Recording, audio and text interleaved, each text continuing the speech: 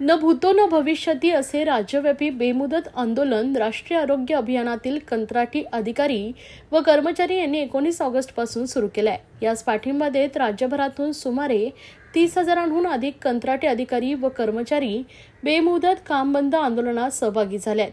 परिणामी याचा मोठा फटका आरोग्य सेवेला बसण्याची शक्यता निर्माण झाली असतानाही चर्चेतून तोडगा काढण्याऐवजी प्रशासनाकडून कारवाईचं फरमान सोडलं जात आहे। या पार्श्वभूमीवर संविधानिक मर्यादा पाळून न्याय व हक्कासाठी लढणं हा गुन्हा आहे का, असा संतप्त सवाल महाराष्ट्र राज्य एकीकरण समितीचे अध्यक्ष विजय गायकवाड यांनी आज येथे झालेल्या पत्रकार परिषदेतून केलाय। यावेळी संघटनेचे राज्य समन्वयक दिलीप उटाणे, बबलू पठाण, ॲडव्होकेट भाग्यश्री रंगारी, श्याम गायकवाड, मनीष खेरणार, जीवन कुलकर्णी, डॉक्टर प्रकाश मोरे, दत्ता मुळे, गौरव जोशी, डॉक्टर गायकवाड, डॉक्टर राम नागे, हर्षल रणवरे, परिमल फुके उपस्थित होते। पत्रकार परिषदेपूर्वी संघटनेचे राज्यस्तरीय ठाणे येथे पार पडले। या बैठकीस प्रत्येक जिल्ह्यातून 3 प्रतिनिधी सहभागी झाले होते। सर्व मागण्या मान्य होत नाही तोपर्यंत संप मागे घेतला जाणार नाही। शासनाने बैठकीची वेळ द्यावी व सदर बैठकीमध्ये कालबद्ध कार्यक्रम मंजूर करावा। असे झाल्यास त्या क्षणी संप मागे घेतला जाईल, असा निर्धार यावेळी करण्यात आलाय। मंत्री महोदय प्रकाश आबिटकर यांच्या अध्यक्षतेखाली सार्वजनिक आरोग्य विभागाचे सचिव, आयुक्त अशी एकत्रित बैठक घेण्याची आग्रही भूमिकाही यावेळी त्यांनी मांडली। या बैठकीनंतर पत्रकारांना संबोधित करताना गायकवाड म्हणाले की 10 वर्षांहून अधिक काळ सेवा देणाऱ्या अधिकारी व कर्मचाऱ्यांचं समायोजन करावे, असा शासन निर्णय 14 मार्च 2024ला घेण्यात आला आहे। परंतु अद्यापही त्याची अंमलबजावणी झाली नाही। आम्ही वेळोवेळी सामंजस्याची भूमिका घेत पाठपुरावा केला, चर्चा, बैठका यांस प्राधान्य दिले।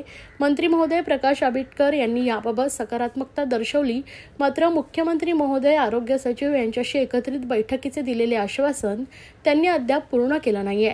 तसेच सार्वजनिक आरोग्य विभागातील अखत्यारीत असणाऱ्या वेतनवाढ, विमा संरक्षण, समान काम समान वेतन यांसारख्या प्राथमिक मागण्यांवर वारंवार पाठपुरावा करूनही साधी चर्चाही झाली नसल्याचं त्यांनी खेदाने सांगितले।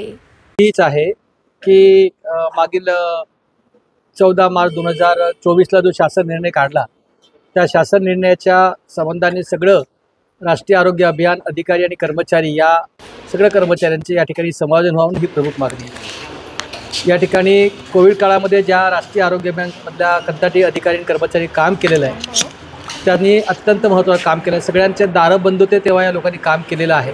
सगळ्यांचे जीव वाचवण्याचं काम केलेलं आहे। मृत्यूचा रेशो या ठिकाणी कमी करण्याचा कोरोना काळामध्ये काम केलेलं आहे। म्हणजे जेव्हा कोणी सगळ्यांचे म्हणजे देवांचेही दरवाजे बंद होते तेव्हा आरोग्य कर्मचाऱ्यांचे दरवाजे त्या ठिकाणी उघडे होते। अशा परिस्थितीमध्ये असताना देखील या ठिकाणी या आरोग्य कर्मचाऱ्यांचा जिया निघून देखील 17 महिने झाले, त्याची कुठलीही कारवाई होत नाही, याचा आम्ही या ठिकाणी निषेध करतो। आणि खऱ्या अर्थानं सरकारने तात्काळ हा जो संप चाललेला, आज संपाचा हा आज या ठिकाणी 12वा दिवस आहे आणि त्या निमित्तानं सरकारने तात्काळ बैठक घेऊन या संपावर तोडगा काढावा अशी विनंती आम्ही या ठिकाणी सरकारला केलेली आहे। काय वाटतं, सरकार दखल घेईल? सरकारने दखल केली नाही तर आम्ही आमचं आंदोलन हा तीव्र होणार आहे।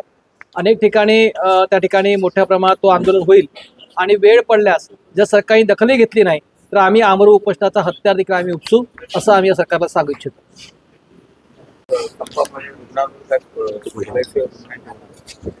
नक्कीच राष्ट्रीय आरोग्य अभियान कार्यक्रमांतर्गत दिनांक 19 ऑगस्टपासून आता महाराष्ट्रातील जवळजवळ 38,500 कर्मचारी बेमुदत संपावर आहेत आणि याचा परिणाम जो आहे तो थेट परिणाम रुग्णांच्यावर आता दिसायला लागलेला आहे।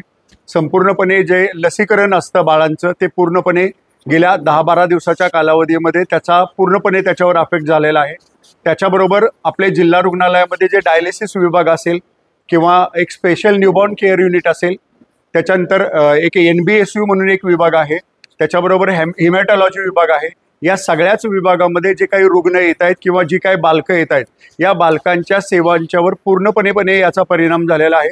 कारण हे विभाग जे आहे ते पूर्णपणे 100% NHM कर्मचाऱ्यांच्यावर चालवले जातात आणि सर्वच NHM कर्मचारी आता संपावर असल्यामुळं हे 4ही डिपार्टमेंट जे आहे ते पूर्णपणे हॅम्पर झालेले दिसून येत आहेत। एकूण किती कर्मचारी आहेत? सध्या महाराष्ट्रामध्ये एकूण 38,500 कर्मचारी आता म्हणजे कार्यरत आहेत आणि आजची जरी संख्या बघितली तर जवळजवळ 24,500 ते 25,000 कर्मचारी संपावर आहेत आणि राहिलेले सुद्धा कर्मचारी जे आहेत ते पुढच्या आठवड्यामध्ये मंगळवारपासून पूर्णपणे ताकदीने या संपामध्ये सामील होतील।